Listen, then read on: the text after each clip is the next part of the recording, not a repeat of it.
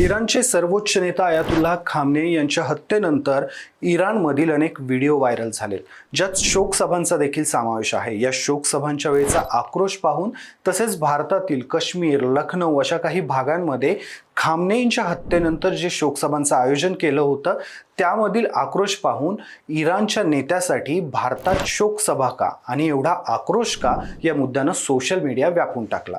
त्यासाठी सगळ्यात अगोदर हे लक्षात घ्यावं लागेल की खामनेई हे फक्त राजकीय नेता नव्हते, त्यांचं नाव होतं सय्यद अली हुसैनी खामनेई आणि आपण सगळे त्यांना अयातुल्लाह खामनेई म्हणून ओळखतो। इथेच त्यांच्या निधनावर भारतात होणाऱ्या शोकसभांचं कारण आहे।